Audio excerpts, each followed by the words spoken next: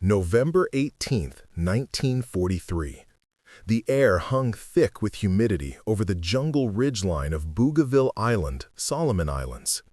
Sergeant Takeshi Yamamoto crouched behind a moss-covered log, his Arisaka Type 99 rifle slick with moisture in his trembling hands. At 26 years old, he had survived 18 months of island combat, from Guadalcanal's hell to this god-forsaken volcanic rock. He had seen friends torn apart by artillery, watched comrades waste away from malaria and dysentery, endured the constant gnawing of hunger that had become as familiar as breathing. Before we jump back in, tell us where you're tuning in from, and if this story touches you, make sure you're subscribed, because tomorrow I've saved something extra special for you. But nothing in his 8 years of military service, nothing in the countless hours of training at the Kumamoto garrison, nothing in the propaganda films shown in darkened barracks back in Kyushu had prepared him for what he was about to witness in the next 40 seconds. Through the dense foliage ahead, he could hear them coming. American Marines moving up the muddy trail toward his battalion's defensive position. The sound was all wrong. Too loud, too careless. These Americans moved like men who owned the jungle, not like soldiers who feared it. Yamamoto tightened his grip on his rifle, remembering the words of Captain Ishida during their final briefing 3 days ago. "The Americans are soft," the captain had said, his voice carrying the certainty of imperial doctrine. "They rely on machines because they lack the spiritual strength for close combat. When we engage them with bayonets, when we show them the soul of Bushido, they will break and run as they always do." Yamamoto had believed those words completely. Every Japanese soldier did. It was not merely tactical assessment, but fundamental truth, proven by Japan's string of victories across the Pacific. Singapore had fallen, the Philippines had fallen. The British, Dutch, and American forces had retreated again and again before the superior fighting spirit of the Imperial Japanese Army. The propaganda newspapers that occasionally reached the front lines confirmed it endlessly. American soldiers were depicted as cowardly individualists, more concerned with personal survival than unit honor, lacking the disciplined ferocity that made Japanese infantry unstoppable in close quarters. The sound grew closer. Yamamoto could now distinguish individual footsteps, the clank of equipment, voices speaking in that harsh, nasal English that grated on his ears. He glanced left and right at his squadmates. Private Kenji Sato, barely 19, looked terrified but determined. Corporal Hiroshi Tanaka, a veteran of the China campaign, maintained his usual stone-faced calm. Together with 32 other soldiers of the 3rd Company, they held this section of the ridge, preparing for what their training had drilled into them as the decisive moment of any engagement with American forces. Then the Americans appeared through the undergrowth, and Yamamoto's world began its violent transformation. The first thing he noticed was their size.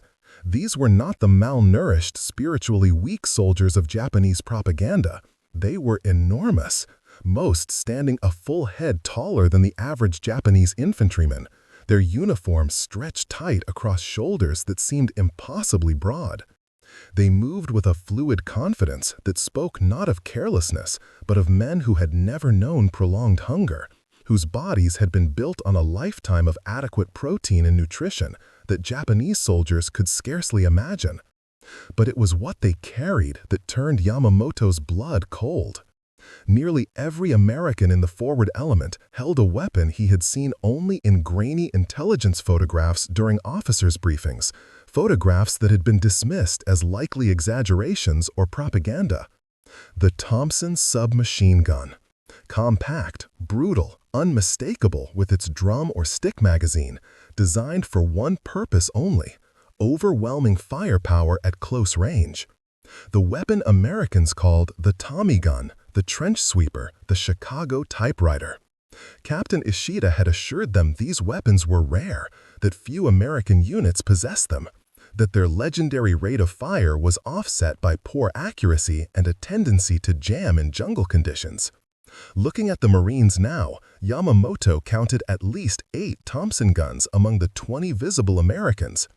8 weapons capable of firing up to 600 rounds per minute, 4,800 rounds per minute of combined firepower in the hands of the advanced squad alone. The mathematics of death suddenly became horrifyingly clear. Captain Ishida gave the signal: 3 short whistle blasts. The sound that meant fix bayonets and prepare to charge. This was the moment Japanese tactical doctrine had prepared them for, the moment when spiritual strength would overcome material advantage, when the warrior code of Bushido would prove superior to American mechanical reliance. Yamamoto drew his bayonet and locked it onto his rifle's mounting point with a practiced twist. Around him, 32 other men did the same. The metallic clicks seemed absurdly quiet in the humid air. Then came the final whistle, long and shrill, the charge signal. Yamamoto rose from behind his log with a shout that came from his belly, a primal war cry meant to strike fear into the enemy and summon courage from within. 32 other voices joined his as the entire squad surged forward through the undergrowth, bayonets fixed, rifles ready, embodying 8 years of training and indoctrination that promised them victory through superior fighting spirit. They covered perhaps 15 meters before the Americans opened fire. The sound was unlike anything Yamamoto had ever experienced.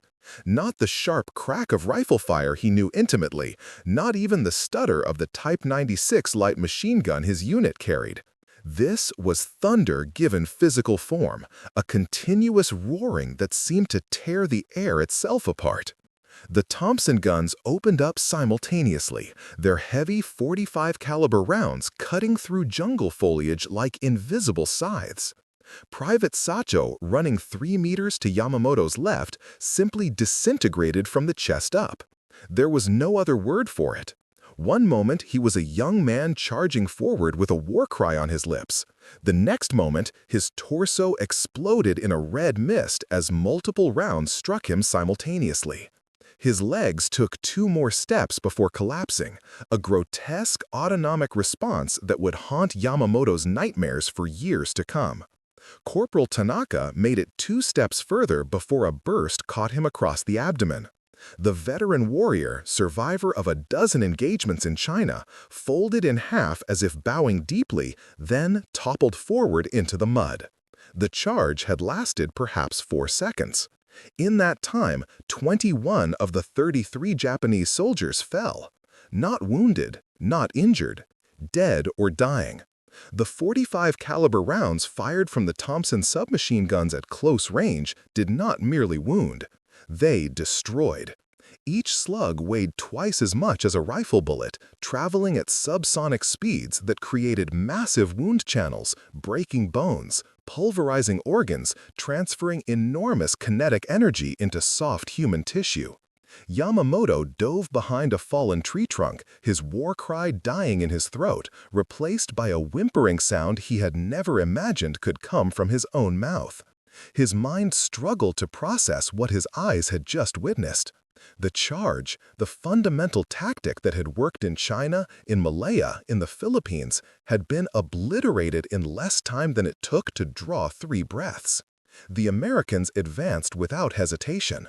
They did not pause to check bodies or secure their position.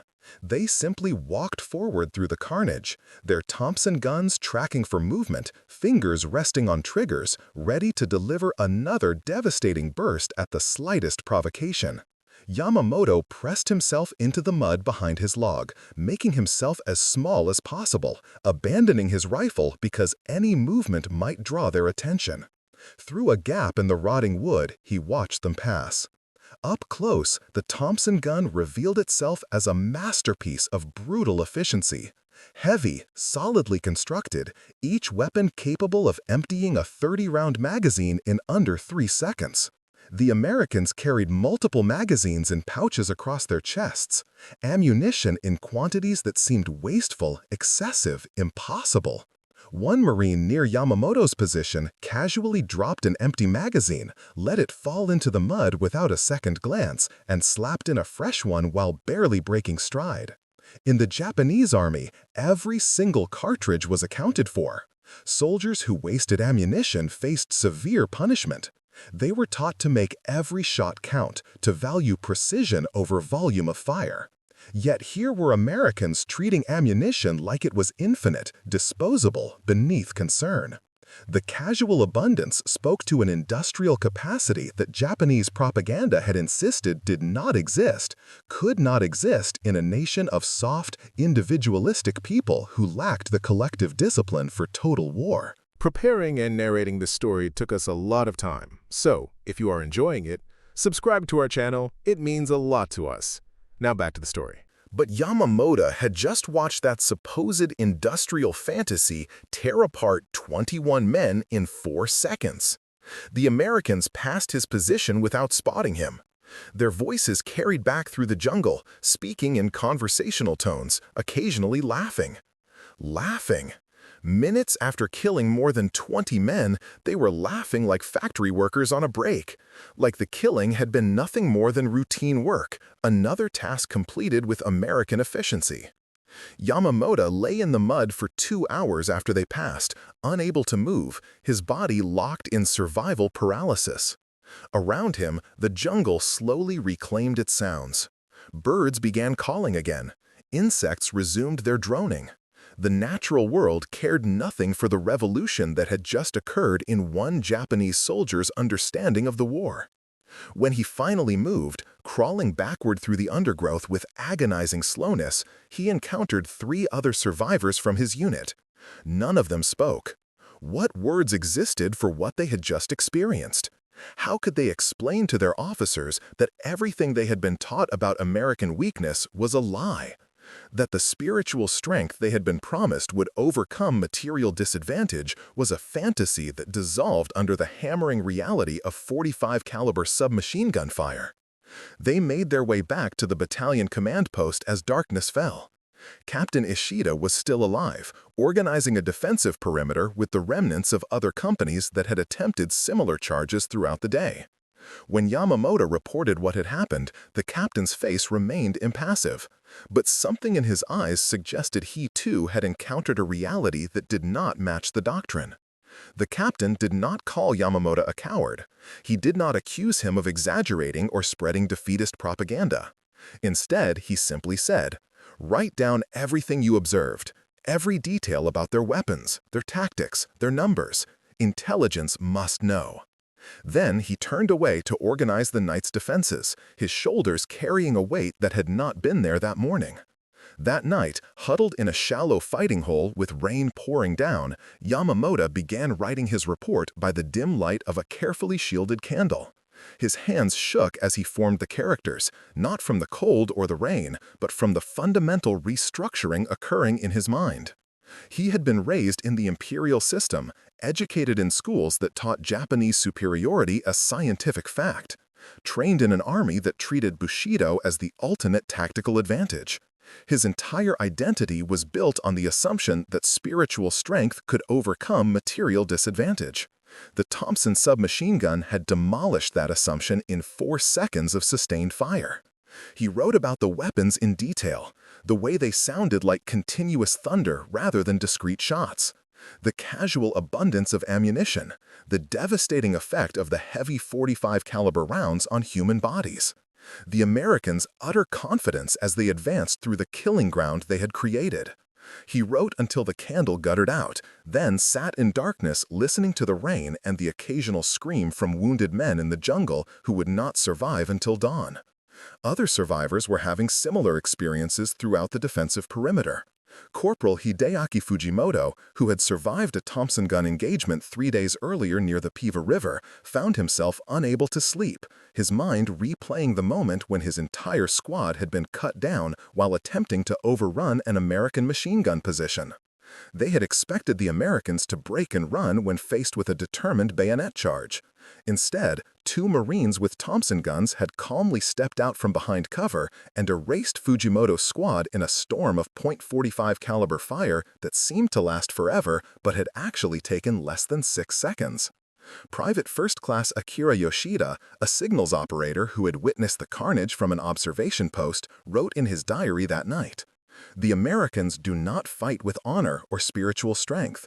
They fight with machines and endless ammunition. We were told this made them weak. We were told they would break under pressure.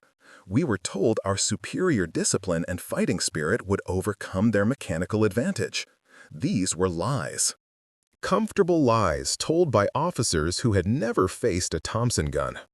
The lies had begun years before in the military academies and training grounds of the Japanese home islands, where an entire generation of soldiers had been indoctrinated with beliefs about warfare that bore little relation to the industrial reality of the American military machine. Takeshi Yamamoto had entered the Imperial Japanese Army in 1935, part of a wave of conscripts drawn from rural farming communities across Kyushu. His father had been a rice farmer, his grandfather before him, generations of men who had known only the rhythms of planting and harvest, of hard work and modest returns. Military service represented not just duty but opportunity, a chance to escape the grinding poverty of agricultural life and bring honor to his family name. The training had been brutal. Endless drilling, harsh discipline, physical punishment for the smallest infractions. But woven through the hardship was a consistent message of superiority. Japanese soldiers were told they possessed a spiritual strength that Western forces could never match. The concept of Yamatoto Damashi, the Japanese spirit, was presented not as cultural pride but as tactical advantage.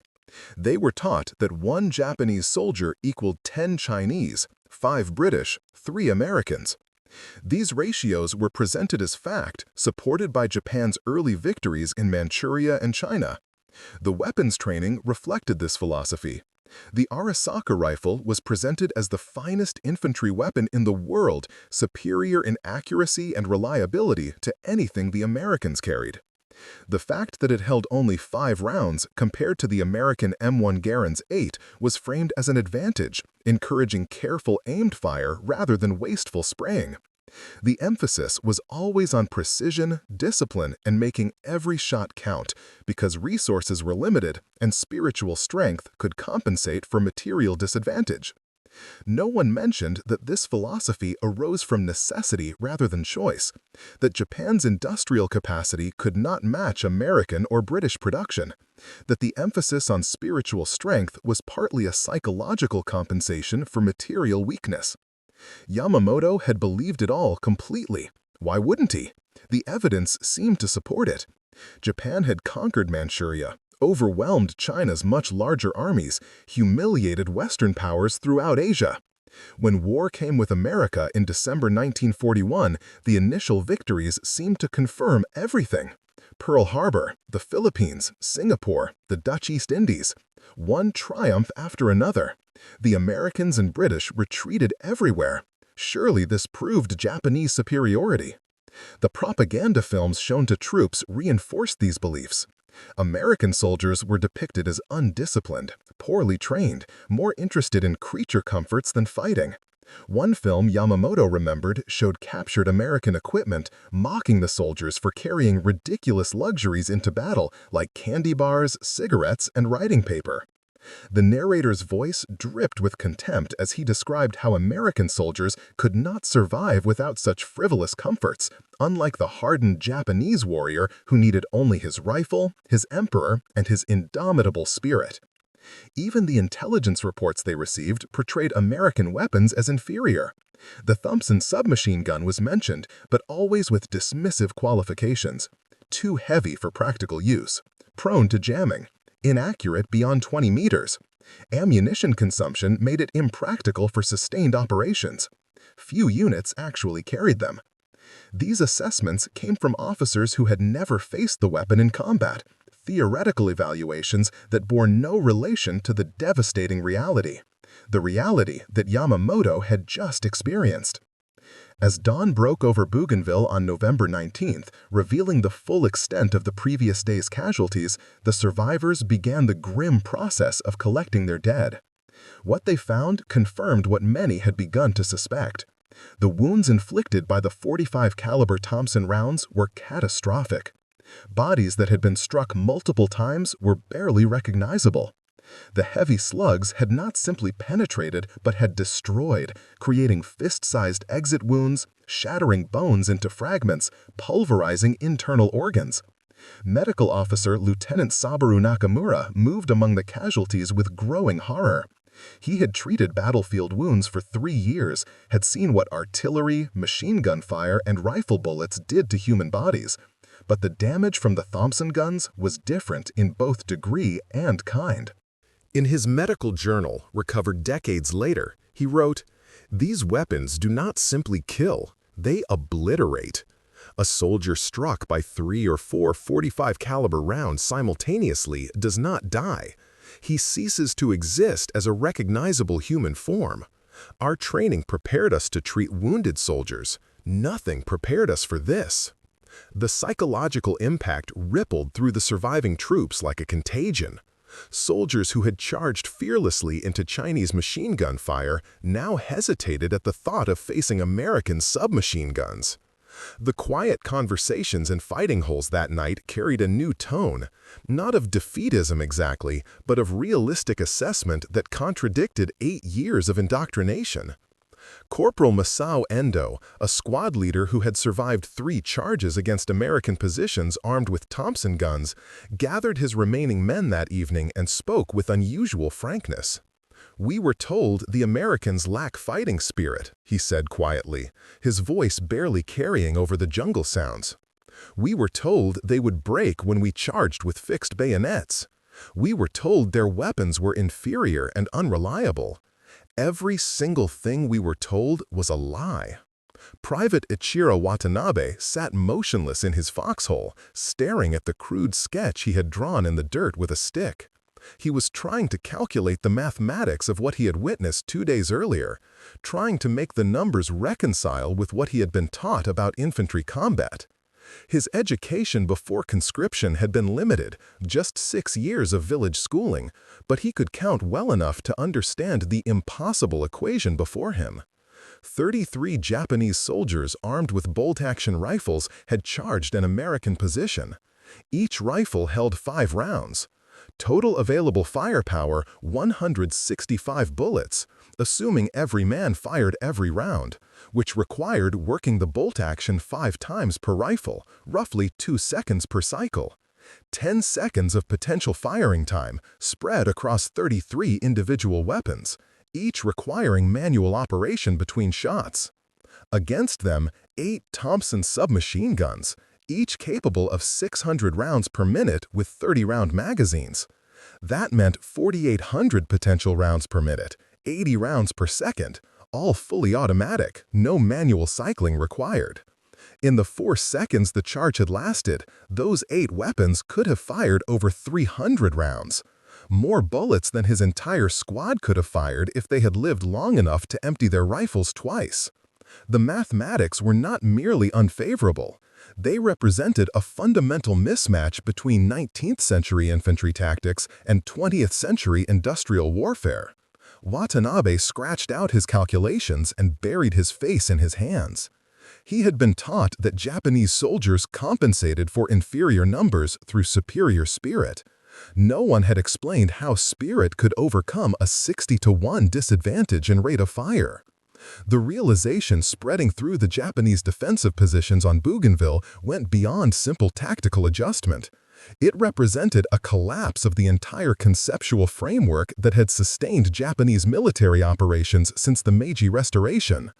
For 70 years, Japanese military doctrine had emphasized the primacy of morale and discipline over material factors. The Russo-Japanese War of 1904 had seemed to prove this philosophy correct. Determined Japanese infantry had overcome larger Russian forces through aggressive spirit and willingness to accept casualties.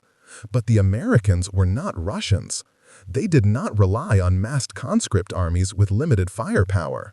They had industrialized warfare to a degree that Japanese planners had either failed to grasp or had deliberately minimized in their assessments.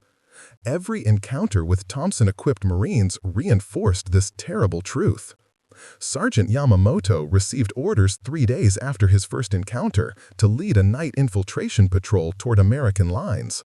The objective was to gather intelligence on enemy positions and, if possible, capture prisoners for interrogation. Night operations were supposed to negate American firepower advantages. In darkness, with reduced visibility, the Americans' mechanical superiority would matter less. Japanese soldiers trained extensively in night movement, in silent approach, in close-quarters combat where their bayonets and swords could prove decisive. The patrol consisted of 12 men, all volunteers, all survivors of previous engagements. They moved through the jungle after midnight, each step carefully placed, avoiding trails, using natural cover, embodying decades of tactical training. Yamamoto felt a slight return of confidence. This was warfare as he understood it. Individual skill, stealth, discipline, not the mechanical slaughter of daylight charges against overwhelming firepower. They approached to within 30 meters of an American outpost before the first illumination flare burst overhead, turning night into harsh artificial day. Yamamoto never learned what had given them away. Perhaps a Marine sentry had heard something. Perhaps tripwires they had missed triggered an alert. Perhaps the Americans simply maintained such constant vigilance that infiltration was impossible. What followed confirmed that American advantages extended far beyond their weapons. The flare had barely begun its descent when machine gun fire erupted from 3 separate positions, interlocking fields of fire that had clearly been pre-planned and rehearsed. But more devastating than the machine guns were the Thompson submachine guns that opened up from closer positions, their muzzle flashes creating a strobing nightmare as Marines fired at anything that moved in the flare light. Yamamoto threw himself flat, crawling desperately toward a depression in the ground as bullets chewed through the vegetation around him. Private Kenji Matsuda, 10 meters to his right, tried to return fire with his rifle. He managed to work the bolt once, chamber a second round, before a burst from a Thompson gun found him. The heavy slugs punched through his torso with sounds like someone beating a wet rug. 3 rapid impacts that lifted Matsuda off his feet and threw him backward into the undergrowth. Of the 12 men in the patrol, only 4 survived to crawl back to Japanese lines 3 hours later, Yamamoto among them. He had lost his rifle, his helmet, and any remaining illusions about Japanese tactical superiority in close-quarters combat.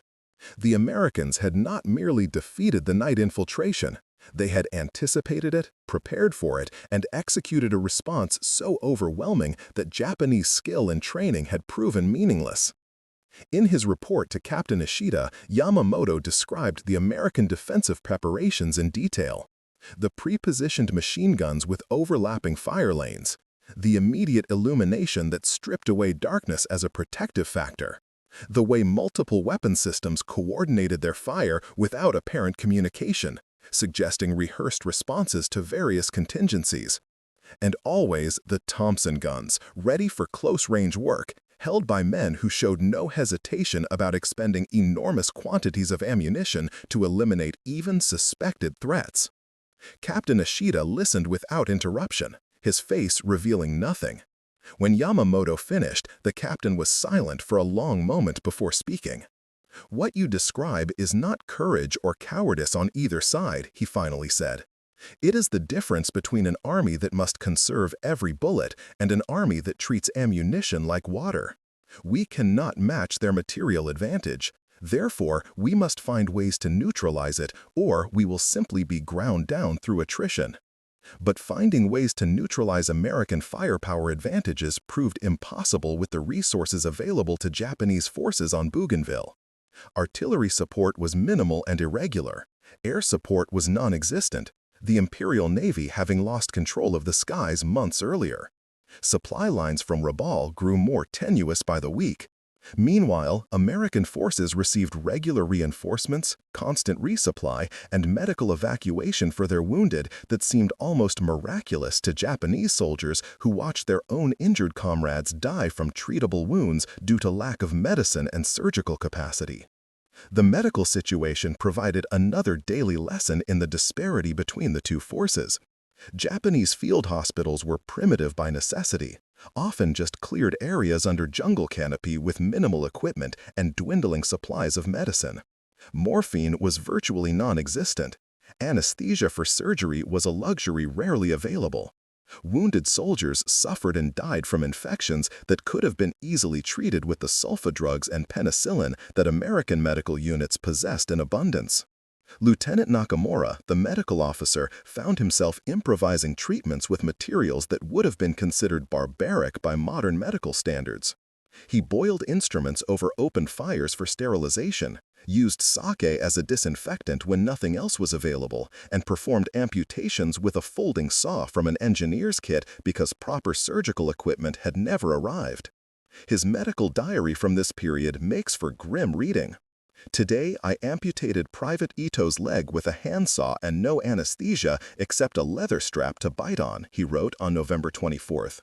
The wound was already gangrenous from an American machine gun bullet 3 days ago. He will likely die anyway from infection, but I had to try. Meanwhile, from the American lines, I can hear their medical evacuation helicopters coming and going, ferrying their wounded to surgical facilities on ships offshore. They treat their wounded like valuable assets to be recovered and repaired. We treat ours like unavoidable losses to be managed until they die or recover through their own resilience. The helicopter observation was particularly bitter for Japanese soldiers to witness. The Americans had begun using Sikorsky R-4 helicopters for medical evacuation, a technology that seemed almost supernatural to men who had never seen rotary-wing aircraft. Wounded Marines were extracted from forward positions and transported to shipboard hospitals within hours of injury. Japanese wounded, by contrast, often lay in field hospitals for days or weeks, receiving minimal care, many dying from wounds that would have been survivable with proper treatment. Corporal Kanaka Hideaki, who had survived a Thompson gun burst that shattered his left arm, spent 11 days in a field hospital before dying of sepsis. An American surgeon who examined Japanese medical facilities after the battle estimated that 70% of Japanese soldiers who died from wounds would have survived with access to Allied medical resources.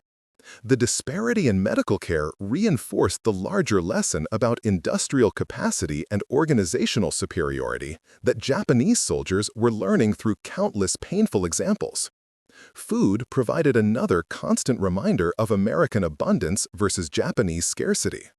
By December 1943, Japanese forces on Bougainville were on half rations, then quarter rations, then whatever could be foraged from the jungle. Soldiers ate grass, roots, insects, anything to supplement the dwindling rice supplies. Malnutrition became endemic, weakening men and making them more susceptible to tropical diseases. Meanwhile, American positions received regular supply drops and shipments. Japanese observers watching from concealed positions reported scenes that seemed almost fantastical. American soldiers casually discarding food they found unpalatable. Entire cases of rations left in the rain because it was easier to request new supplies than to dry out the damaged ones. Marines smoking cigarettes constantly, as if tobacco were infinite. The smell of cooking American food wafting across no man's land. Rich odors of meat and coffee that tortured starving Japanese soldiers. Private Yoshida Kenji, assigned to an observation post overlooking American supply operations, wrote in his diary about watching Marines unload supplies from landing craft. "They have trucks to move supplies from the beach to forward positions," he recorded. Not just a few trucks, but dozens, running constantly, burning fuel without concern. When one truck breaks down, they push it aside and use another. They have so many vehicles they can abandon broken ones like we might discard an empty rice sack. How can we fight an enemy with such endless resources? The question had no satisfactory answer. Japanese military doctrine had always emphasized fighting spirit and tactical innovation as compensating factors for material disadvantage. But there were limits to what spirit and innovation could accomplish against overwhelming industrial superiority. Those limits were being reached and exceeded in the jungles of Bougainville. The Thompson submachine gun became a symbol of this unbridgeable gap. Japanese soldiers who survived encounters with the weapon spoke of it with a mixture of fear and bitter respect. It represented everything their propaganda had taught them to despise about American warfare. It was heavy, consuming enormous quantities of ammunition, spraying bullets without precision, the antithesis of the disciplined, carefully aimed fire that Japanese doctrine emphasized. Yet this supposedly wasteful, undisciplined weapon was devastatingly effective in the close-quarters jungle combat where Japanese forces had expected their training and spirit to prove decisive. The Thompson gun negated Japanese advantages in night fighting, in infiltration tactics, in bayonet charges. It created a zone of absolute lethality at close range that Japanese soldiers could not cross regardless of courage or determination. Sergeant Yamamoto discussed this reality with the other surviving squad leaders during a rare quiet evening in early December. They had gathered in a dugout command post, sharing a small portion of rice and swapping observations from their various encounters with American forces. The conversation had a quality of forbidden honesty, men speaking truths that could be considered defeatist or treasonous, but which everyone present recognized as simple fact. "We were trained to believe that American soldiers would break under pressure," said Corporal Fujimoto, "that their individualism made them unreliable in combat, that they lacked the collective discipline to stand firm when facing determined assault. But every encounter shows the opposite. They do not break. They do not panic. They respond to our attacks with coordinated fire so overwhelming that our determination becomes irrelevant.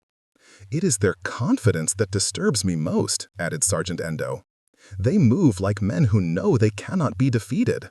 Not arrogance exactly, but calm certainty. They have seen us charge. They have seen our willingness to die. And they are utterly unimpressed because they know their weapons will cut us down before we can close the distance. Our courage means nothing against their Thompson guns." Yamamoto nodded slowly, remembering the casual way the Marines had advanced through the killing ground after his unit's charge. "We were told that spiritual strength was the ultimate weapon," he said quietly, "that our willingness to sacrifice would overcome any material disadvantage. But spirit cannot stop a .45 caliber bullet. Determination cannot survive against 600 rounds per minute." We believed a comfortable lie, because accepting the truth would have meant acknowledging we were always going to lose this war. The words hung in the air like smoke. No one contradicted him. They had all reached the same conclusion through their own experiences, their own encounters with American firepower, their own daily observations of the disparity between Japanese scarcity and American abundance. The propaganda that had sustained them through years of training and months of combat had been systematically demolished by reality. Lieutenant Nakamura, who had joined them after finishing his rounds of the wounded, spoke with the careful precision of someone who had thought deeply about what he was observing. "The Thompson gun is not just a weapon," he said. "It is evidence of a completely different approach to warfare. We were trained to value every bullet, to make each shot count, to conserve resources because they are limited. The Americans value speed of fire over precision because they can afford to. They have industrialized warfare to the point where ammunition becomes a consumable resource like water or air. And we have no answer to this approach because our entire military culture is built on the opposite assumptions." The observation captured something essential about the transformation occurring in Japanese understanding. It was not simply that American weapons were superior. It was that American weapons reflected an entirely different economic and industrial reality, one that Japanese society could not match and that Japanese military doctrine had failed to adequately account for.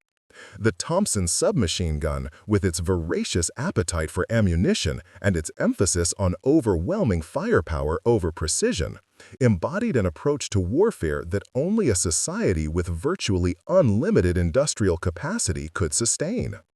As December progressed and Japanese positions on Bougainville became increasingly untenable, soldiers began to understand they were not just losing a battle. They were witnessing the collapse of an entire worldview. The revelation that everything they had been taught about Japanese superiority and American weakness was propaganda unsupported by material facts. This realization did not happen all at once, did not arrive as a single moment of clarity, but accumulated through countless small observations and painful experiences. Private Watanabe, the soldier who had tried to calculate the mathematical disadvantage his unit faced, survived long enough to see the eventual withdrawal from Bougainville in early 1944. In his final diary entry before the evacuation, he wrote words that captured the psychological journey many Japanese soldiers had traveled. "We came to this island believing we were superior warriors fighting inferior enemies. We leave having learned that courage without adequate resources is just another way of dying. The Americans did not defeat us with courage or fighting spirit. They defeated us with trucks, aircraft, Thompson guns, and endless supplies. They defeated us with industrial capacity we cannot match. All the Bushido in the world cannot stop a .45 caliber bullet, and all the propaganda in the world cannot make that truth disappear." The survivors who eventually made it off Bougainville carried these lessons with them to other battles, other islands, other futile defenses against an enemy whose material advantages only grew larger as the war progressed. Some tried to share what they had learned with reinforcements and newly arrived units. Most discovered that men who had not experienced the Thompson guns, who had not watched their squads destroyed in seconds, who had not witnessed the casual abundance of American supply operations, still believed the propaganda about Japanese superiority and American weakness. The truth about the Thompson submachine gun and what it represented about American military capability spread slowly through the Japanese military, passed along in quiet conversations between veterans, recorded in unit after-action reports that higher command often dismissed as exaggeration or defeatism. Officers who had not experienced frontline combat against American forces continued to insist that Japanese spirit and training could overcome material disadvantages. Those who had faced the Thompson guns knew better, but often lacked the authority or political capital to change deeply entrenched doctrine. Up next, you've got two more standout stories right on your screen. If this one hit the mark, you won't want to pass these up. Just click and check them out.